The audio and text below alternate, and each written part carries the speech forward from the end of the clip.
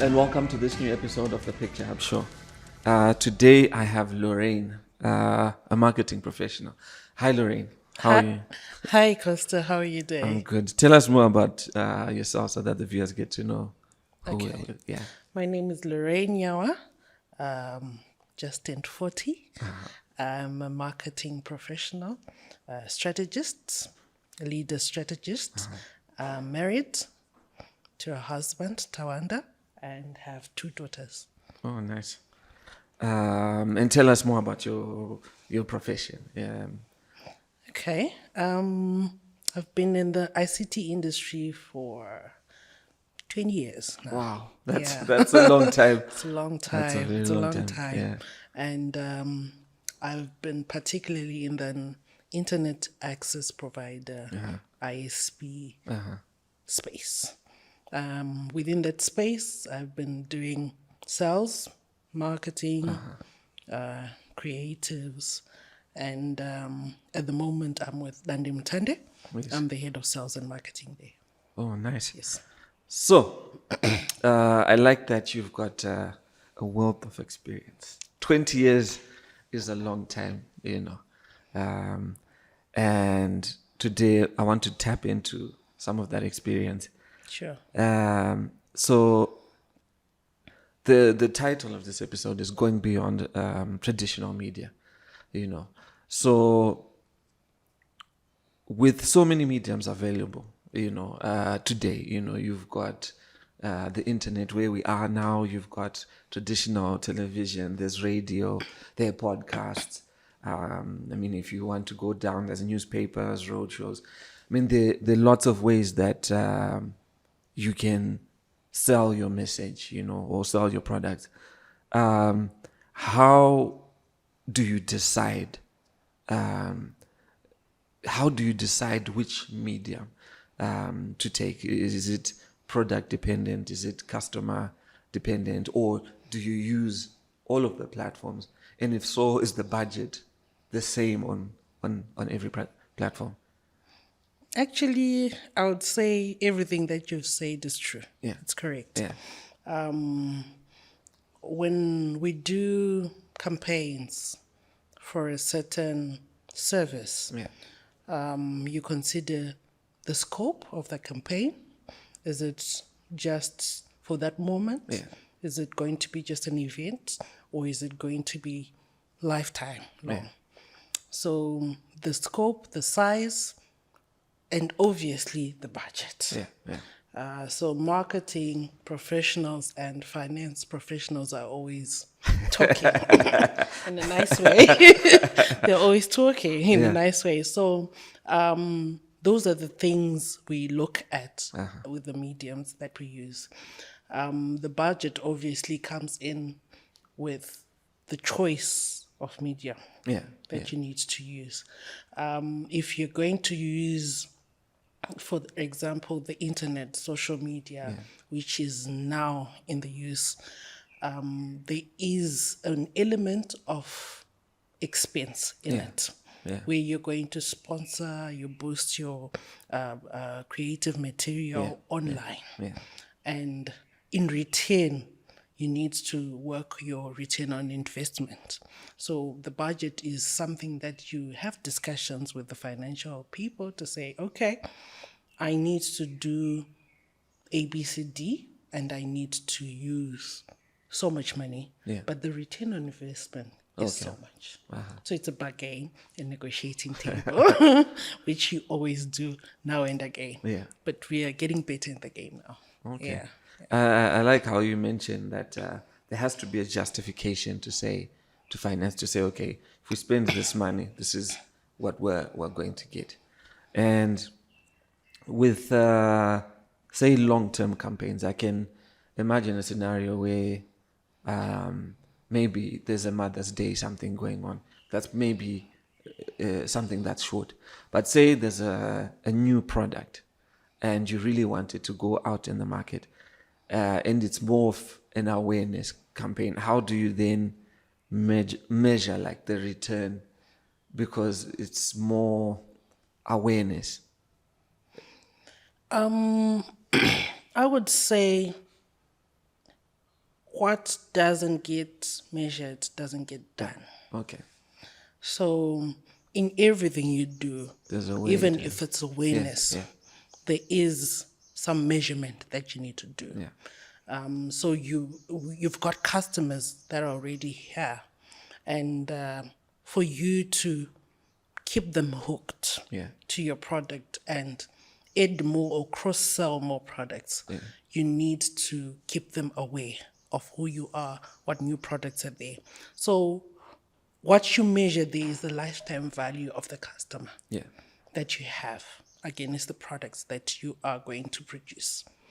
So you're going to your finance and saying, we've got customer ABCD, they've been with us for 5 years. Yeah.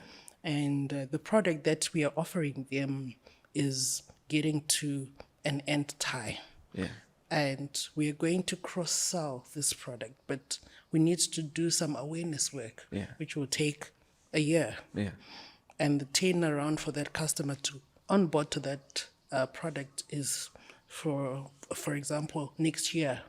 And after they've onboarded, we are guaranteed that with the quality of our product, they will use this product for the next 5 years. Yeah. And they'll be paying X amount. Wow. What doesn't get measured doesn't get done. Yes. It's a very important lesson there. Yes. I think as creators, sometimes we don't put that much effort and thought into it, where it's like you're doing things, you're investing, but you're not measuring or tracking what you're doing. Is it effective? Is it You know, effective? like Yes. which channel, with the channels that you're using, which one is more effective for what you're trying to do? Okay. And then before going back to the mediums, you spoken to finance. Finance has greenlit to say, okay, let's go.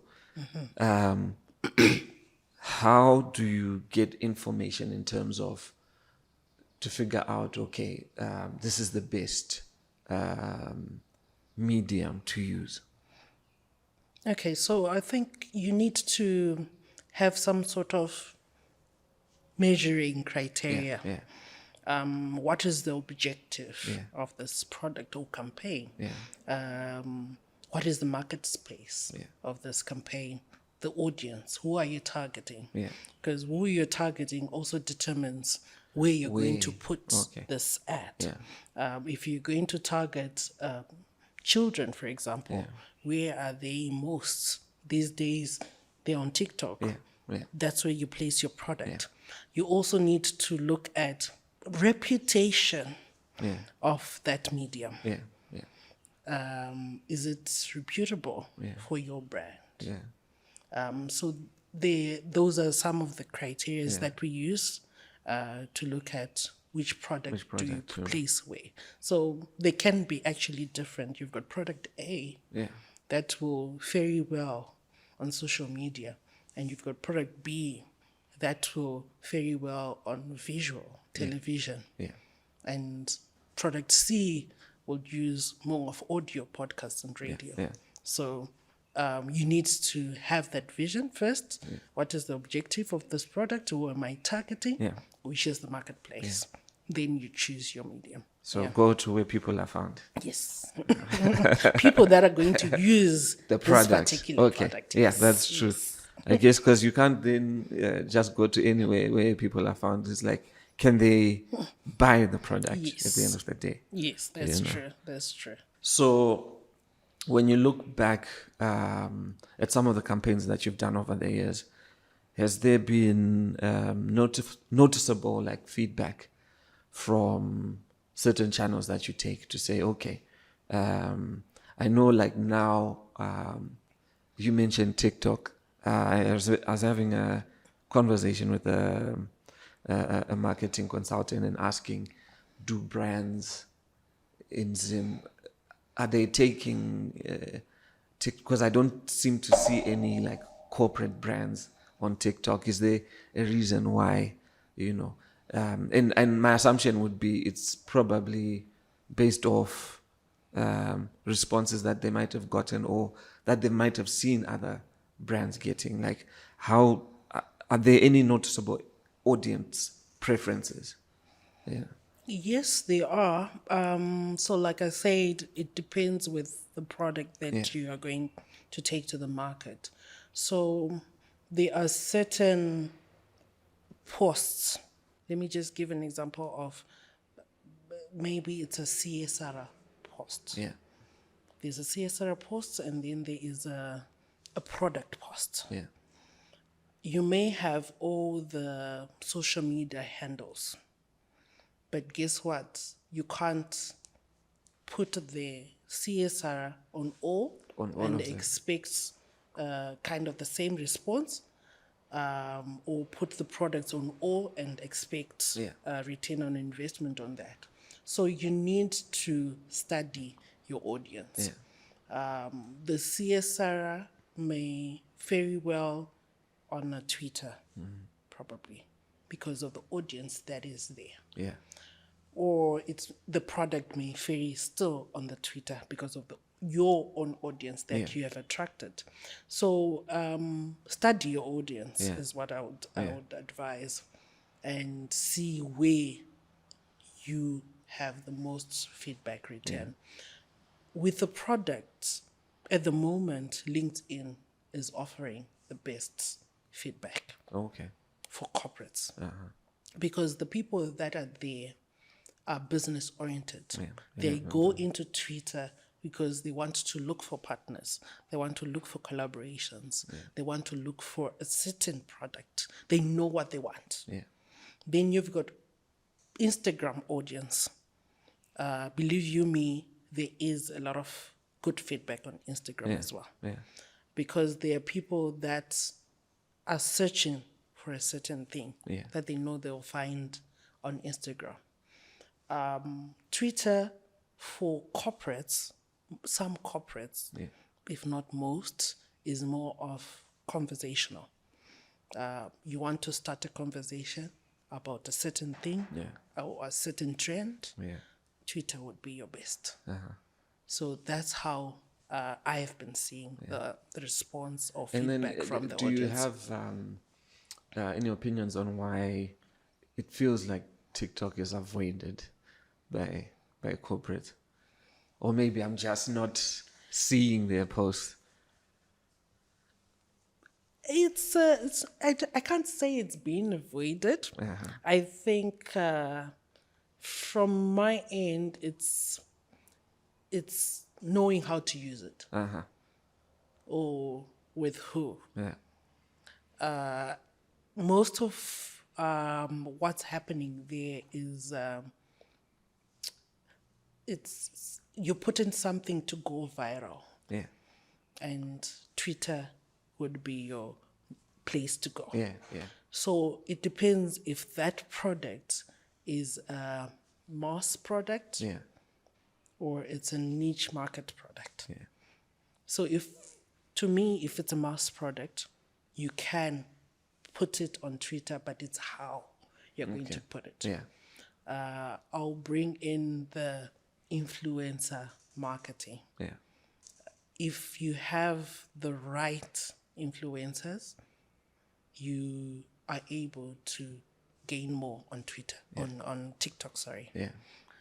So it's how you're going to use this medium. You need to have a background check. Do I want to use influencers on this brand or in this product? If you tick that box, which influencer? I tick that box. If you allow your products to be kind of marketed by brand ambassadors that you don't know, which are the challenges that are going on, you tick that box, go for TikTok. Your brand will go viral. But for the right reasons. Or For the right reasons. For the right reasons. So I think you need to have your set of criteria that you're ticking off. Okay. And then I like that you mentioned influencers. I think when you look back over your 20-year career, I feel like maybe in the last 5 years or so, there's been a rise of creators where you're not necessarily working with production companies, but there's someone who does travel videos and they're going all over, or there's someone who just reviews cars, or someone who reviews tech, and they have access to huge audiences, and it's not different from working with a production company, because what they were giving you is a high quality product. Now with some influencers, you're getting maybe the production value is not at the same level, but the influence is much bigger than the production company could give you. When you look at that, how has it affected some of the decisions you've had to make as a marketing professional in choices? Okay, maybe my first, I can't say it's a question to you, Yeah. but I want to throw back some more questions on you. Is, what were we doing when the internet wasn't there? Because at the moment, it feels like a whole world has been opened up for us. You speak about creators. We've got a lot of talented people. A lot of talented people out there. And we've got a lot of information to use. Ourselves within the marketing industry, within the corporate world, are actually looking for ideas onto the internet. And somehow we are finding them from these creators as well. So the influencers have changed the game within the working space.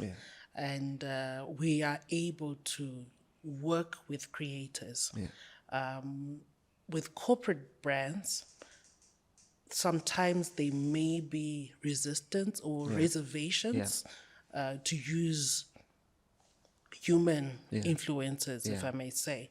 But I think what I would say from there is, when you form a company, an entity, it's a legal persona. So it's a person on its own, which has its own brand, its own reputation, its own feel, colors, culture. And when you decide to look the influencer way, the human influencer way, they need to tick those boxes, the values, the culture, the brand. They in themselves are also a brand. And they also need to tick off boxes. So there needs to be some sort of mutual collaboration that should happen there. Because whatever happens to that influencer, or wherever they go and misbehave, it goes down with your brand. So there is that balance that needs to be heard. That's why you find some brands don't use human influencers and use objects or animals or something. Now that reminds me of UMax and The UMax, the giraffe. The giraffe. Yes. So you choose personas to work with for this certain product that you want to use, or the brand that you are. So each brand has its own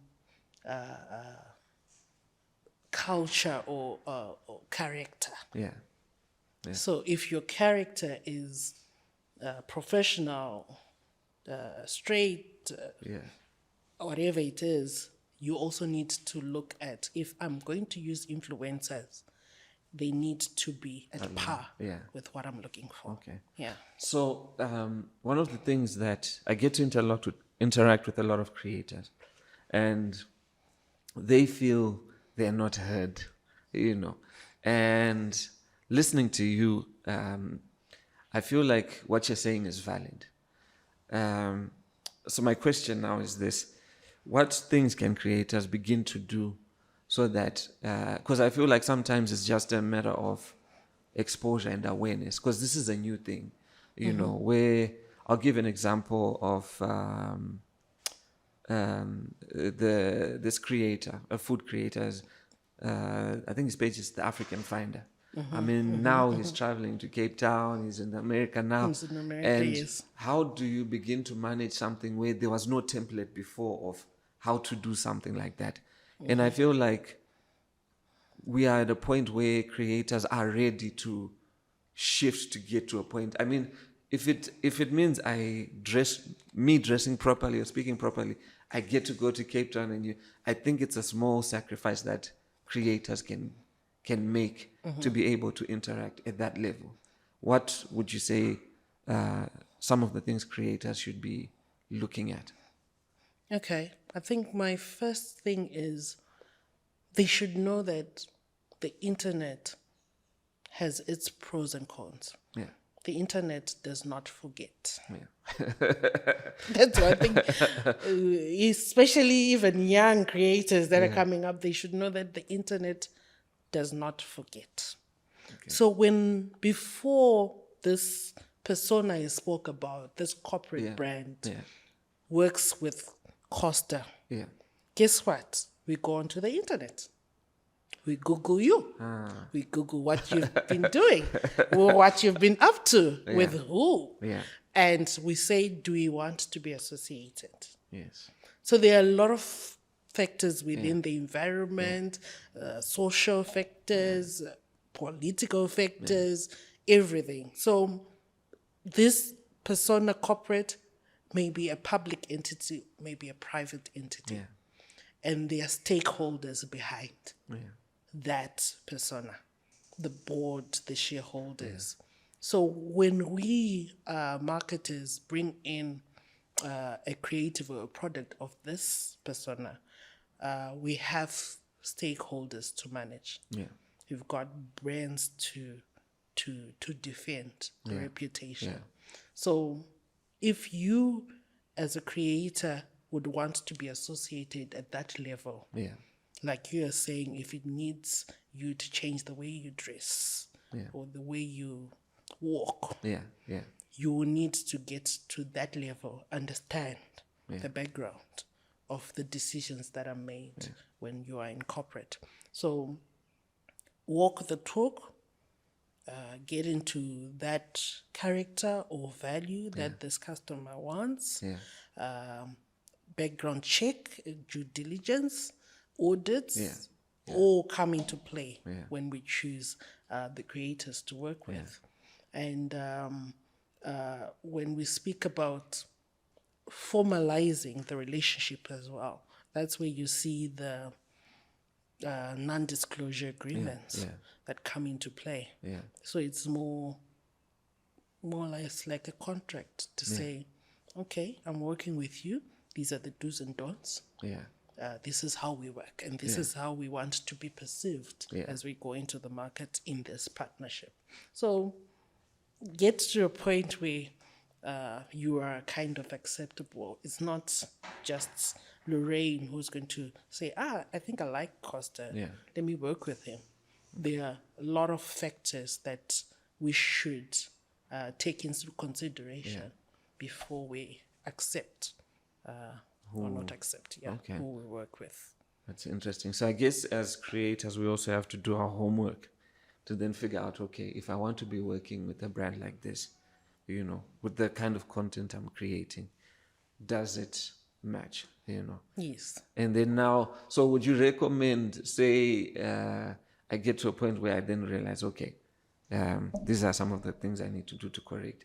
Would you recommend going back and trying to delete and clean? If you can. If you can, you can. But it will cost you a lot of money to clean yourself up. However, I think as human beings, we see change when it happens. So yes, before you have done 1, 2, 3, 4, 5, there are certain policies that are within corporates. So some may accept change, but some may not.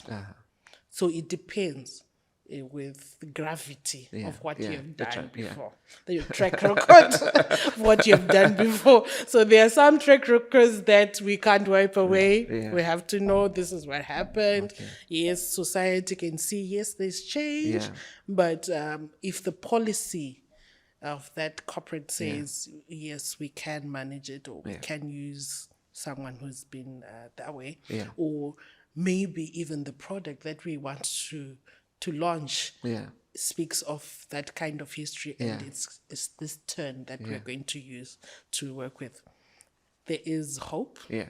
There is hope is what I can say. There is Okay. hope. So, say Tino the creator managed to clean themselves up, and the stakeholders have looked and verified, okay, this is someone would like to work with. One thing that is unique to creators is they bring ideas, like you mentioned, when it comes to IP, what happens there? How does it work? Say I've managed to get to that point where, okay, brands are comfortable with who I am, but I'm also developing the skits. I know maybe because we're in Africa, things can be a little bit different. Like right now, there's a strike in Hollywood where you've got writers striking and some actors striking because of the online platforms like Netflix, where before, if you wrote on a show, every time that show was rerun, you got a residual check. Yeah. But now it's like a once-off check, and sometimes it's not even at that level where you're being paid that amount. So in terms of IP, who owns the IP? I created the skit. Who owns that IP? I'll answer you in two phases. It's a collaboration. Yeah. It's a relationship. It's an agreement. Yeah. So, like I said, if we have done our NDA, there are things that we have agreed within that NDA. Then we go on to some sort of MOU. How are we going to work? Yeah. So within those documents is where we are going to clear it out to say, okay, if such and such an idea comes from you, this is what will happen to the process or whatever it is that comes out of that idea. What the creators also need to see is this brand has been investing in itself for so many years. Yeah. And sometimes what comes out of the creation is built upon the vision and ideas that have been there for these years. Yeah. So you'll just come in with your top creative. So that's another way of looking at it. Yeah. It's a product B. So how do we do it that way? Yeah. So I actually encourage creators to formalize their creativity or companies. Yeah. So that means you will have someone is going to look at your legal. Yeah. Yeah. All these documents, the NDAs, the MOUs, the contracts. And you have a win-win situation. Yeah. Because the brand also has its part that needs to be protected. So you'll find that corporates will have a legal department. Yeah. So creators have your own Yeah. department, legal counsel Yeah. or legal lawyer that you use when these documents come to play. That way, there is no party which cries or which is disadvantaged. Everyone is awarded for their input in the agreement. That's my advice. And I think I like what you said, that this organization would have its own history and things that it's invested in over time. So it's not like you're starting from scratch. If more than anything, probably you're adding garnish to something that already exists. Is there? You know. You're adding value to something that is already there, because when you are creating concept and you've been within the organization for so many years, sometimes you tend to have blinkers or you need a mind that looks from the outside. Yeah. That will bring that garnish, as you say, on top. Just that last to make your product a wow product. Yeah. So we do need each other within there. I've got institutional knowledge about what it is that we're doing. Yeah. And you will have that, just that cherry on top to bring the product to life. Yeah. All right. So, in conclusion, would you say corporates are open for business for creators? Yes, I would. Open for business. We are open for business as corporates. We are open for collaboration. We know there's a lot that is happening within the space of creativity, and we would be blind if we would turn the eye to such creativity that is happening within the world. Okay. And as a parting word,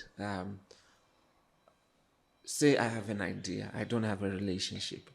How do I go about creating a relationship to a point where I can actually present that idea?